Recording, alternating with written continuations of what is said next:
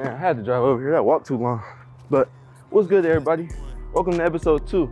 Well, today we're gonna be where it all started for me. Now, even though we're not hooping no more, we still gonna find a way and clear the air. Today we got some very special guests in Ebbs Gymnasium, and we got Andrew and Elijah Stewart. And honestly, they CAU legends, and everybody know that for real. I'm excited for y'all to see, and let's do it. Clear the air. I got morals and I'm all about respect. Every move I make, you know I got a hand on it. Ain't no goofy about to play me by the check. Clear the air, fall for you again, I'm scared. Told you take advantage when the real love was there. Clear the air, I first started, no one cared. Intentions can get wicked, pure ones really rare. Give me a minute. Yup. Yo, Chop Boys. Straight. Cool. Chop Boys been on, man. Yeah, chilling. Yeah, I'm been cooling. This on the ground for real. Yeah, you know the vibes, so go ahead and tell them who y'all are, what y'all do. I'm Elijah Stewart. I'm a second-year grad student here at Clark, Atlanta, and I just got done my last year of basketball. I'm Elijah Stewart. I'm a second-year grad student, and I just got done basketball. Y'all miss it? A lot. Yeah. So we got that hardware though. No, for sure. We got that. No. We missing the other one. This the East. It's the East Division, and then we got the SIAC. So we can sit back on that for a while. Yeah, for sure. So where y'all from? Y'all from here? South side of Chicago. Okay. Everybody think we from Atlanta though. Yeah. That's valid. We from Detroit. Y'all cool. Because Midwest cool, you know what I'm saying? I can't blame y'all cool. That's cool. So, we about to clear the air. We're gonna get more into it. Cool, so we back. It's time to clear the air. So the first question I really got for y'all is just, what made y'all start hooping? What was the love for the basketball? I say growing up, especially in Chicago, our family really rooted from basketball. My dad, our uncle, they grew up playing basketball. My dad played basketball in college, so my uncle learned basketball. Chicago Basketball Hall of Fame. So That's tough. it's like we indirectly had no choice to start playing. So they really started coaching us, and we started playing till we were young. Yeah, that's right. Yeah, I'll say same thing. We started playing since we were 4 years old. We actually played soccer. That was our first sport. Baseball was our main sport. So it was between soccer, baseball, and basketball. When we played soccer, we were fat. Yeah. Some little fat, chunky boys. So we got out of shape. So once it got to the big field, we stopped playing that. And baseball was actually our best sport, but it got a little too boring. There wasn't enough fans at the game, so we ended up just reverting. Once we got things to like our 6th grade year, we'd say, all right, we sticking with basketball. We used to take summers off of basketball and play baseball. For real, what position y'all was playing in baseball? Third base. Pitcher and first base. You got arm on you.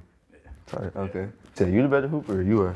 Nah, I'm better. Big brother always better. For real? Always. Yeah, I'm gonna let him have this first. All right. For him and purpose, I'm gonna let him have it. That's cool. So I want y'all to talk about just like getting recruited in high school. How was that experience just as a hooper?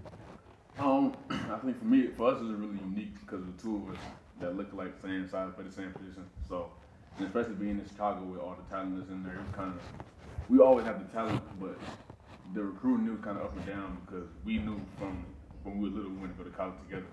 So it was a lot of schools that were interested, but they knew if one school wanted one of us, it was kind of tough because they knew that we weren't going because they wouldn't offer the other one. So Yeah. it was kind of up and down process leading up to coming to Clark our freshman year. Nah, that's valid. Yeah, no, it was very unique. Actually, so the process of coming down here to the AUC, at our high school graduation, like we stood up and we announced that we were going to Morehouse. That was the whole thing out of high school. We came down for one of our uncles, my mom, my dad, they set it up for us to come down for a tryout.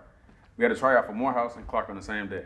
Yeah. Morehouse was at 8 in the morning. I think Clark was around noon, 12:30. And we actually missed the Clark tryout because we were satisfied. We were at Morehouse for like 3-4 hours. We were satisfied with the Morehouse tryout. And then, so we got to Clark with probably like 5 minutes left. And we were just set on going to Morehouse. The money situation didn't work out. Morehouse costs a lot. There's 2 of us. So by the time, it was probably, I would say, a month before school started, we got a call back the same day we found out we weren't going to Morehouse. And the Clark coach called us and said they would make it work for us to come. So that's how tough. we ended up coming to Clark. Yeah, for sure. So when y'all got here our first year, just as a student, like, was it a big change for you through high school? It wasn't necessarily a big change because we went to this high school called Kenwood Academy in Chicago, south side of Chicago. So it's like that's like the mini Clark Atlanta of Chicago. But it was still a little bit of a culture shock with being the amount of students and people that look like us on campus. Yeah. For the most part, we adjusted really quickly. It was a lot of 5 a.m. nights on the promenade. No, facts. A lot of people from Chicago be coming to Clark too. Like when I came down here, everybody was from Chicago. For real. No, it's a pipeline. So Yeah. if If you're from Chicago and you have to go to school at HBCU, it's Howard, Spelman, Morehouse, or Clark. So y'all went to Morehouse, y'all sophomore or junior year? Sophomore. Right when COVID. Right when COVID hit? So how was that that experience? It was a change for us. Coming from Clark, Atlanta, you know, it's very family oriented. Very hands on from athletics to academics. If you have an issue at Clark, as long as you open your mouth, you'll get help. But I feel like at Morehouse, it's more of a it's more of a legacy, more of a older tradition. Yeah. It's kind of like a do-it-yourself, basically. Like, and Morehouse puts you through a lot of things that makes you a better man by the time you graduate. And honestly, in the moment, I enjoyed Clark Atlanta more than Morehouse. But now that I've graduated from Morehouse and I'm an alumni, I can say that I've appreciated Morehouse a lot more. That's real. They food better in the caf or not? No.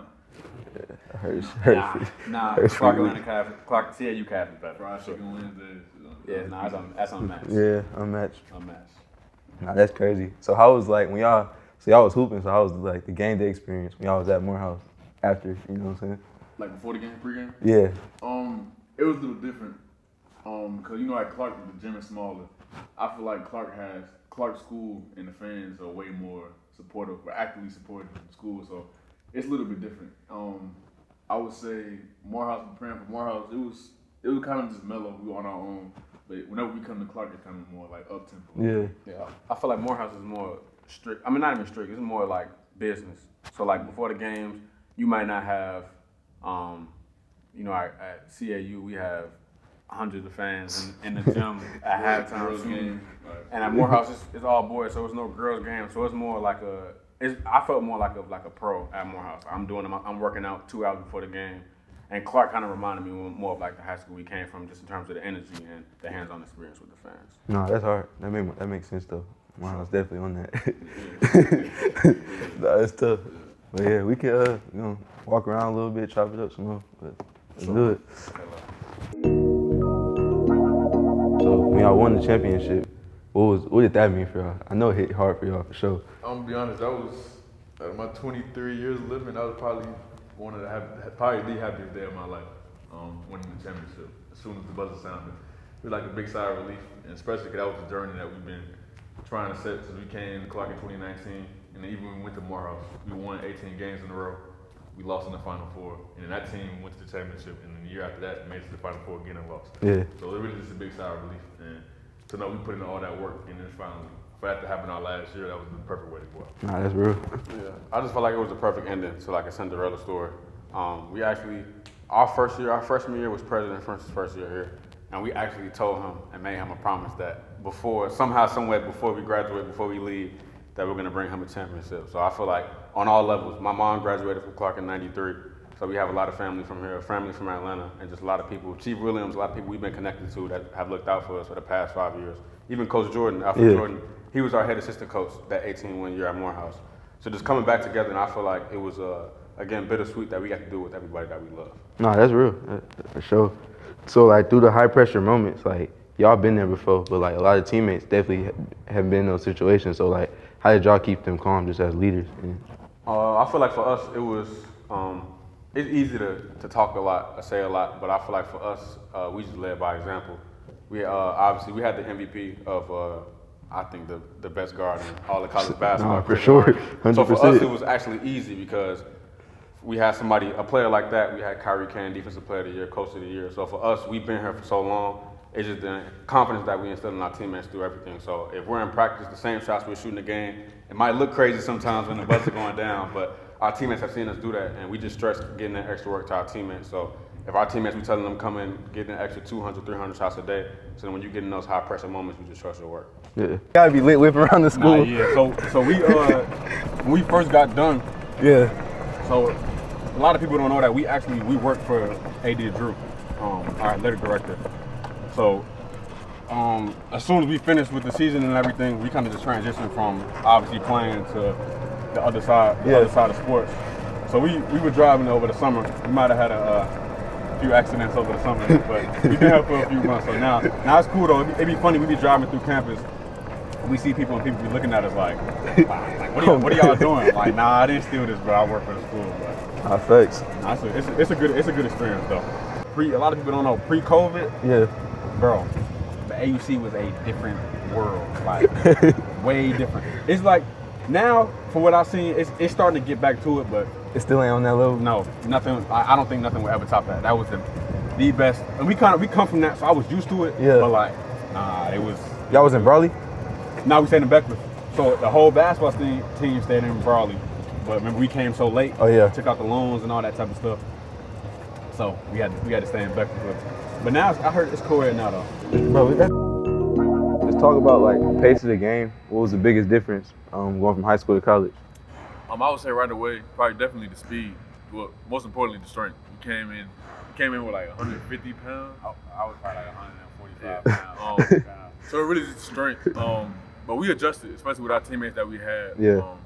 So once you kind of got used to the strength and the pace of the game, everything was it worked itself out. No, that's real. I would say that learning how to be disciplined.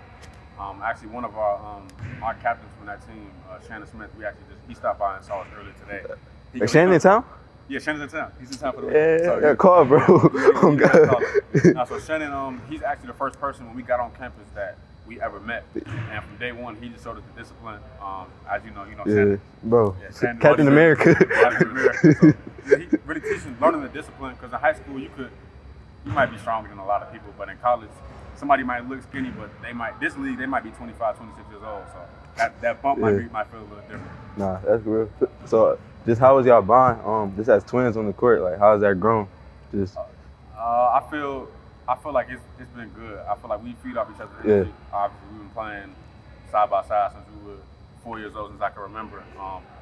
But yeah, I just feel like it's the energy. It's not even about the dribble, pass, and shoot. It's just that if we know, sometimes we can look at each other. Y'all know, y'all came to the games last year. Like, it might be some games that we should have been winning, and then it was a tight game. We would look at each other like, all right, come on. Like, and then I feel like once we did that, once the team saw us on the same page, that everybody got on the same page. nah. Especially them between the leg pass. We've been doing the between the leg pass since 7th, 8th grade. Oh, so that's normal now. That's normal. We do it all the time. Yeah, all right. For sure. So, what advice would y'all give just to like twin athletes or sibling athletes trying to play together at the next level? But you know how coaches be; they try to split y'all up. I would say that the biggest advice, and again, it sounds like people hear this all the time, but it's really the academic part. Because a lot of people don't know coming out of high school that we both didn't have full basketball scholarships from Clark Atlanta. We had to take out $9,000 in loans each. You never had a basketball scholarship? Yeah, I've never had a full ride basketball scholarship my whole 4 to 5 years playing college basketball. So I feel like the biggest thing is handling your academics early, because that's what made us able to play with each other. We went to Morehouse College. I was a Bonner Scholar, so I got no athletic money. Everything was through that, so it made it easier for one of us to get a full scholarship. So just handling that, and you got to work twice as hard. So you can't miss practice and be late, because if one of y'all is late, they're gonna know the other one's not there. So there's no point. Also just being persistent and not giving up. Because there's a lot of times that we've sat in the office with coaches and they say, I don't even want to offer one of y'all because I know the other one I can't have both of y'all. So it was time we were discouraged for sure. But it's really just staying persistent and knowing that if this is what you really want to do, then you should put your all into it, and at the end of the day, it'll work out. Ah, that's real. Hey, y'all hear it? Wait, let's get some shots up. What's that, 2-0? Oh. Yeah, yeah.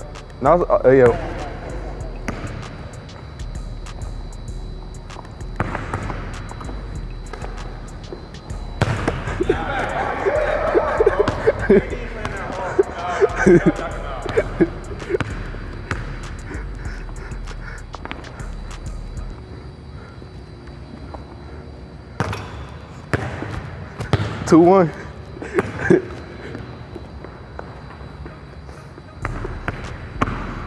Oh, shit.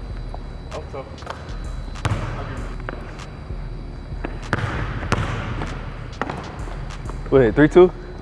If you go to bed,